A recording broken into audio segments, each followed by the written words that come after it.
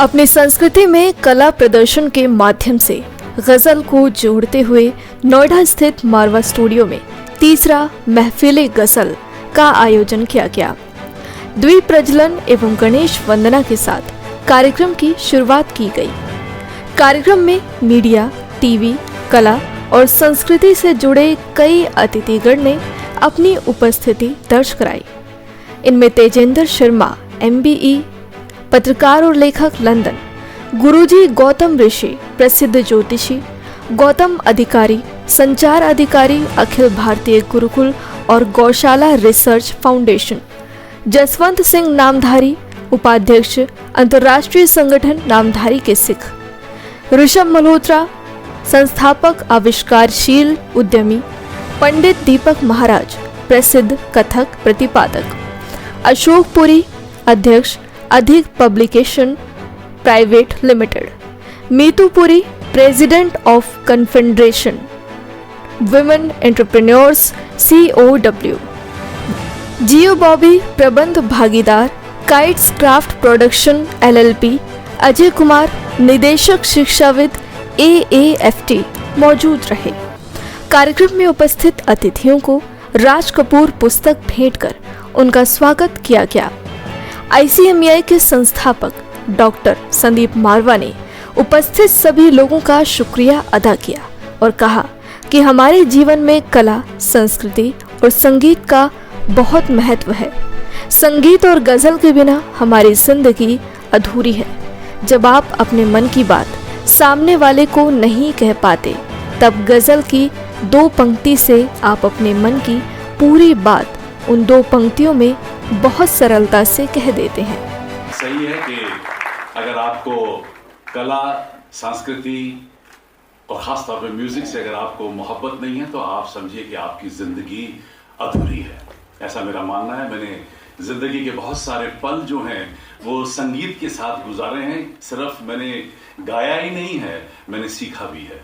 और शायद यही वजह थी कि जब हम लोगों ने यहाँ फिल्म स्कूल की पूरी तैयारी कर ली थी और हम लोग अपना नाम बना चुके थे, तो सबसे पहले मुझे ख्याल आया कि हमारे पास एक स्कूल ऑफ परफॉर्मिंग आर्ट्स भी होना बहुत ज़रूरी है, क्योंकि म्यूजिक बगैर पूरा फिल्म स्कूल जो है मुझे अधूरा सा लगता था। कार्यक्रम में सरदार वल्लभ भाई पटेल की जयंती पर डॉक्टर संदीप मारवा द्वारा सरदार वल्लभ भाई पटेल पोस्टर लॉन्च किया गया। कार्यक्रम में स्टूडेंट्स ने अपनी गजलों से कार्यक्रम में 4 चांद लगा दिए। कार्यक्रम में तेजेंद्र शर्मा ने अपनी बात किताब सभी अतिथिगण को दी। कार्यक्रम के अंत में संदीप मारवा ने अतिथिगण और सभी स्टूडेंट्स का धन्यवाद किया। मैं बचपन से म्यूज़िक के साथ जुड़ा हुआ हूँ। पहले मैं अपने स्कूल म्यूज़िक कोर में था, फिर मैं अपने कॉलेज के म्यूज़िक कोर में था, फिर मैंने म्यूज़िक को फॉर्मल तरीके से सीखा। उमा शंकर चंदोला जी से, विलायत हुसैन सागर साहब से मैंने म्यूज़िक को सीखा। फिर मैं इस मकाम तक पहुंचा जहां मैं ग्रुप शोज़ और सिंगल शोज़ गज़ल के मैंने देने शुरू कर दिए। और दिल्ली का शायद कोई ऐसा थिएटर बचा होगा जहां मैंने परफॉर्मेंस ना दी हो। लेकिन मैंने इस बात को रियलाइज़ किया कि शायद मुझे इससे कुछ ज़्यादा करना है, और शायद यही वजह थी कि मेरा रुख म्यूज़िक से ऊपर उठकर सिनेमा की तरफ चला गया। और म्यूज़िक वो सिनेमा का खुद ब खुद एक हिस्सा है। और जब हम लोगों ने यहाँ फिल्म स्कूल इस्टेब्लिश कर लिया था, तो उसके बाद मुझे लगा कि अब टाइम आ गया है, हमें एक म्यूज़िक स्कूल भी इस्टेब्लिश करना चाहिए। और मुझे बड़ी खुशी है कि AAFT school of performing arts अपने आप में अब एक बेहतरीन इंस्टीट्यूशन बन चुका है। 300 स्टूडेंट इस वक्त पूरे देश भर से यहाँ आया हुआ है, जो कला की विभिन्न विधाओं को यहाँ पर सीख रहा है। और जिस तरह आज का कार्यक्रम है, ऐसे कार्यक्रम हम लोग हर महीने करते हैं ताकि हमारे स्टूडेंट्स को एक पूरा कॉन्फिडेंस मिल जाए। हकीकत में 3 चीज़ें जो बहुत ज़रूरी होती हैं किसी एक कलाकार को जो गाना जानता है। नंबर 1 कि उसे एक इवेंट मिलना चाहिए, तो उस इवेंट की तैयारी हम लोग यहाँ पूरी करवा देते हैं। दूसरा, वो चाहता है कि मुझे कहीं ना कहीं रेडियो में गाने का मौका मिले, इसलिए हमारे पास आज 3 रेडियो स्टेशन हैं, रेडियो नोएडा, रेडियो मुंबई और रेडियो रायपुर।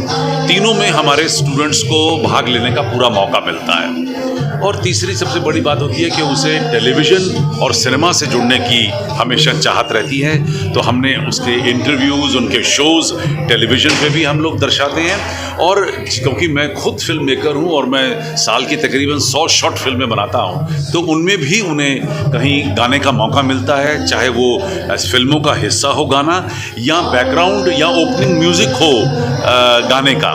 तो अब तक दुनिया के अंदर ये एकमात्र ऐसा म्यूज़िक स्कूल बन पाया है जहाँ स्टूडेंट को कोर्स के दौरान वो सारी चीज़ें प्राप्त हो जाती हैं जिसकी उम्मीद लेकर एक स्टूडेंट किसी म्यूज़िक स्कूल के अंदर एंटर होता है।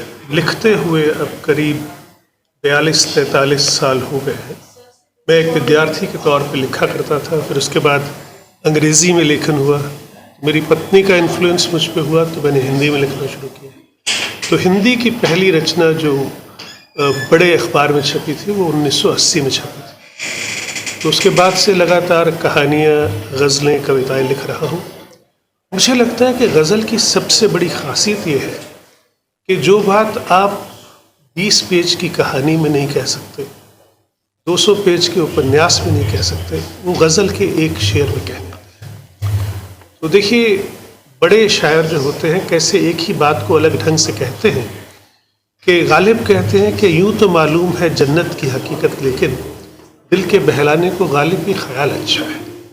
और उसी को शैलेंद्र कहते हैं कि तू जिंदा है, तू जिंदगी की जीत पे यकीन कर, अगर कहीं है स्वर्ग, ये अगर बड़ा इम्पोर्टेंट है, अगर कहीं है स्वर्ग तो उतार ला ज़मीन पर। तो शायर की खासियत ये है कि वो कम से कम शब्द खर्च करके गहरे से गहरा अर्थ हमें देते हैं और ज़िंदगी के नए मायने हमें समझाते हैं। मैं अपना एक बहुत छोटा सा परिचय देता हूँ। मेरे पिता, मेरे गुरु स्वर्गीय पद्म विभूषण पंडित बिरजू महाराज जी,